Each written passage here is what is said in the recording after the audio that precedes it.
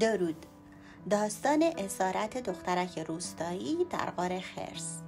در زمانهای قدیم روستایی بود خوشاب و هوا که مردم به خوبی و خوشی در آن زندگی می کردند. در این روستا اربابی بود که زمینهای فراوانی داشت و مردم به عنوان رعیت بر روی زمینهای اربابی کار می کردند. روزی وقتی ارباب داشت دستمزد کارگران رو میداد، ناگهان چشمش به دختری زیبا افتاد و تصمیم گرفت او را به همسری بگیرد. پس به خواستگاری او رفت و دختر هم با کمال میل پذیرفت. 7 روز مراسم عروسی به پا کردند و جشن گرفتند. بعد از 2 روز طبق سنت روستا عروس جوان به همراه خدمتگزاران ارباب برای جمع‌آوری چوب باید به جنگل می‌رفتند. خدمتگزاران درختها را قطع می‌کردند و دختر جوان چوبها را جمع می‌کرد. اما آنها خبر نداشتند که در آن نزدیکی خرس بزرگ سیاهی خوابیده. خرس سیاه که از سر و صدای قطع درختان عصبانی شده بود به هیزم شکنها حمله کرد و همه را در یک چشم برهم زدن از بین برد. ولی وقتی به سمت دخترک هجوم برد، عروس جوان بر اثر ترس بیهوش شد و به زمین افتاد. در این موقع خرس با دندان لباس دختر جوان را گرفت و به داخل غارش برد. ماموران خبر را به ارباب رساندند و ارباب برای پیدا کردن عروس زیبایش هفته‌ها در جنگل به جستجو پرداخت، اما هیچ خبری از دختر نبود. انگار آب شده بود و رفته بود زیر زمین. اما آنها خبر نداشتند که دختر در غار خرس زندانی بود و خرس هر روز از غار خود بیرون میرفت و یک سنگ بزرگ را در دهان غار میگذاشت تا دخترک فرار نکند و هر روز برای او سبزی و میوه های جنگلی میآورد تا بخورد و از بین نرود. دوستان خوبم، اگر از شنیدن داستان خوشتون اومده لطفاً لایک کنید و با نظرات ارزشمندتون من رو در انتخاب داستان راهنمایی کنید.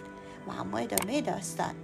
به اونجا رسیده بودیم که دخترک در غار خرس زندانی بود. همونطور که شنیدین خرس مطابق افسانه های کهن در ابتدا یک انسان شهوتران بوده و خداوند برای درس عبرت دیگران او رو به صورت خرس درآورده. بنابراین چون دختر بسیار زیبا و جذاب بود، هر وقت چشم خرس به او میافتاد میل و غریزش به اوج میرسید و به او دست درازی میکرد. پس از مدتی چوپانی از آنجا میگذشت که یکی از بره‌های بازیگوش از گله جدا شد و به نزدیکی دهانه غار رفت.